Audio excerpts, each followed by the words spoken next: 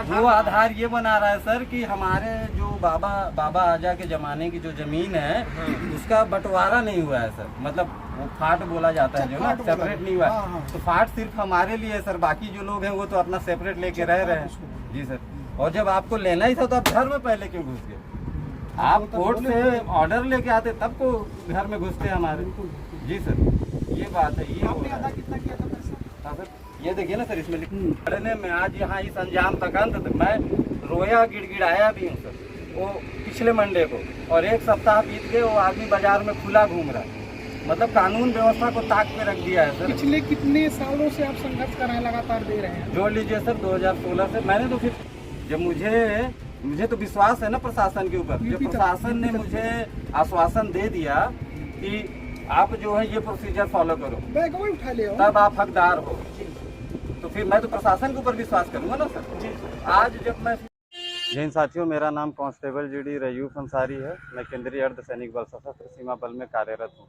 मैंने हलिया थाना क्षेत्र अंतर्गत देवरी बाजार में ज़मीन खरीदकर 2 कमरे के मकान का निर्माण किया था, जिसके प्लस्तर का काम बाकी था और मेरी छुट्टी ख़त्म हो गई थी और मैं वापस ड्यूटी ज्वाइन कर लिया। जिस दौरान संतोष कुमार नाम के स्थानीय दबंग ने सरंगाई बस मेरे घर पर कब्जा कर लिया। जैसे मुझे उसकी सूचना मिली, मैंने आकर उनसे अपना मकान खाली करने को कहा, तो उन्होंने खाली करने से मना कर दिया और कहा कि अगर हाथापाई करेंगे, जोर ज़बरदस्ती करेंगे तो हम आपके ऊपर ST SC लगवा देंगे और आपकी नौकरी खा जाएंगे। सर, इस असामाजिक तत्व से लड़ते लड़ते अपने घर को खाली कराते कराते आज 4 वर्षों का समय बीत चुका है। मैं परेशान और हताश हो चुका हूँ। उसने मेरे ऊपर मेरे घर में घुसने के पश्चात उल्टा मुकदमा चला रखा है। बताइए, मैं अपने ही घर में रहने के लिए मुकदमा लड़ूंगा? बताइए, जिस समय मैंने वो घर बनवाया मैं छत्तीसगढ़ में तैनात था। वो इतनी टफ सिचुएशंस का पैसा मैंने उस घर में लगा रखा है। मेरा ज़मीर गवाही नहीं देता है कि मैं अपने ही घर में लगाए हुए पैसे के लिए मुकदमा लड़ूं, उसमें रहने के लिए मुकदमा लड़ूं। मैं अभी पिछले सोमवार को फिर यहाँ आया था, रिक्वेस्ट की थी मीडिया के साथी बंधुओं के माध्यम से, रोकर गिड़गिड़ाकर जो बन सका मुझसे उस तरीके से मैंने रिक्वेस्ट की, अपनी बात पहुंचाई, कहा कि मेरा घर खाली करा दीजिए, मेरा घर मुझे वापस दिला दीजिए। आज 1 हफ्ते का समय बीत चुका है। वो सरहंग, वो गुंडा आज भी खुलेआम हमारे सभ्य समाज में घूम रहा है, जबकि ऐसे असामाजिक तत्वों की जगह मेरे हिसाब से सलाखों के पीछे होनी चाहिए। मैं अकेला परेशान हूँ, आज यहाँ अकेला खड़ा हूँ। कल ये किसी के भी साथ हो सकता है, किसी के परिवार के साथ भी हो सकता है। आज मेरे साथ हुआ है, कल आपके साथ, कल किसी और के साथ, कल आपके और हमारे बच्चों के साथ हो सकता है। मैं अकेला खड़ा हूँ, मेरे साथ कोई नहीं है, लेकिन आप लोगों से आग्रह है कि आप लोग आगे आइए, मेरी बात को आगे पहुँचाइए। जब हर बार मेरी छुट्टी समाप्त हो जाती है और इस बार भी वही हो रहा है। 2 महीने की छुट्टी मेरी ऑफिसों के दफ्तरों के चक्कर काटते काटते ख़त्म हो गई है। मेरा परिवार भाड़े पे है, मेरी 2 बच्चियाँ हैं। 6 महीने से मैंने उनका फीस नहीं जमा कर पाया हूँ मैं स्कूल का। इस सिस्टम के तरीके से, सही तरीके से लड़ते लड़ते 15 लाख रुपए का मैं कर्जदार हो गया हूँ। इतना टेंशन रहता है और सिस्टम से लड़ने के बाद आज ये स्थिति है मेरी। इसलिए मैंने सोच लिया है कि अब मैं इसको अंजाम तक पहुंचा के रखूंगा और मैं देखना चाहता हूं कि न्याय मिलेगा कैसे आखिर इस देश में। हम सीमा पर डटे हुए हैं, हमारा घर परिवार सब यहाँ किसके भरोसे है? आखिर सरकार ने यहाँ हमारे बच्चों की जवाबदारी और जिम्मेदारी हमारे परिवार की दे किसको रखी है? कैसे कोई कब्जा कर ले रहा है और खाली करने से मना कर रहा है? साथियों, मेरी छुट्टी 22 तारीख को ख़त्म हो रही है, लेकिन मैंने सोचा है इस बार या तो मैं न्याय लेकर ही जाऊंगा या मैं यहीं डीएम या एसपी साहब इनके ऑफिस के सामने बावर्दी पेट्रोल छिड़क के और आग लगा लूंगा अपने आप को। अगर इससे भी न्याय मिलता है तो मेरी 2 बच्चियां हैं, जब वो बड़ी होंगी तो आप लोगों से आग्रह है कि आप उनको इस न्याय के मायने समझा दीजिएगा।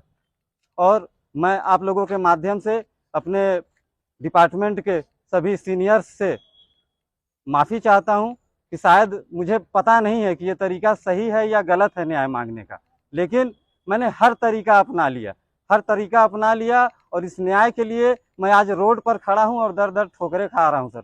तो मैं ट्रेनिंग से लेकर आज तक आप लोगों ने यही सिखाया कि हम 2 महीने घर पर रहते हैं और 10 महीने ड्यूटी पर, और यही हमारा असली घर परिवार है। आज मैं सर यहाँ इतना अकेला हो गया हूँ और ये व्यवस्था देखकर मैं टूट चुका हूँ। आज मैं आप लोगों की मुझे इतनी याद आ रही है, ऐसा लग रहा है कि मैं अपने परिवार से दूर हूँ। और मुझे अफसोस होगा, अगर मेरी नौकरी भी चली जाती है तो मुझे नौकरी जाने का अफसोस नहीं होगा, मुझे आप लोगों से, अपने परिवार से बिछड़ने का दुख होगा। और इस दबंग ने, इस संतोष कुमार ने मतलब इतनी हदें पार कर दी हैं हमारे पिताजी से।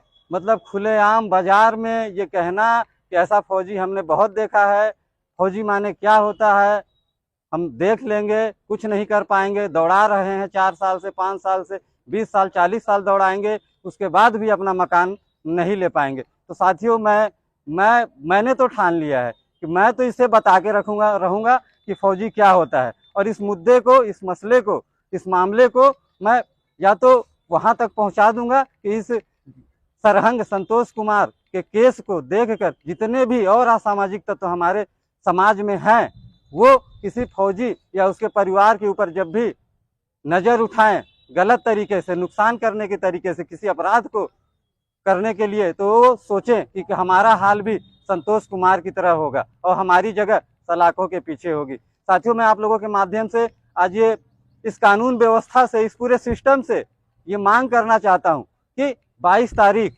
जिस दिन मेरी छुट्टी समाप्त हो रही है, अगर उससे पहले मेरा मकान खाली नहीं कराया गया उस सरहंग के कब्जे से, और उसके खिलाफ जबरन मेरे घर में घुसपैठ करने, जालसाजी करने, इतने वर्षों से मेरा मानसिक और आर्थिक पतन करने, पीड़ित करने के तहत हमारे आईपीसी के जिन भी धाराओं के अंदर ये अपराध आते हैं, अगर उनके अंतर्गत मुकदमा दर्ज करके, एफआईआर दर्ज करके, उसकी तत्काल प्रभाव से गिरफ्तारी करके उसके ऊपर आपराधिक ट्रायल चलाया जाए और उसके अंजाम तक पहुंचाया जाए जहां उसकी जगह है। मैं कहना चाहता हूं कि ऐसे असामाजिक तत्वों का, ऐसे घिनौने और गंदे लोगों का हमारे सभ्य समाज में कोई काम नहीं है। इनकी असली जगह जेल की सलाखों के पीछे है। मैं आप लोगों से निवेदन करता हूं कि आप लोग जो भी हैं, जहां भी हैं, जहां से भी मुझे सुन रहे हैं, मेरा साथ दीजिए और इस दबंग को इसकी असली जगह पर पहुंचाने में मेरा सहयोग करिए। जय हिंद।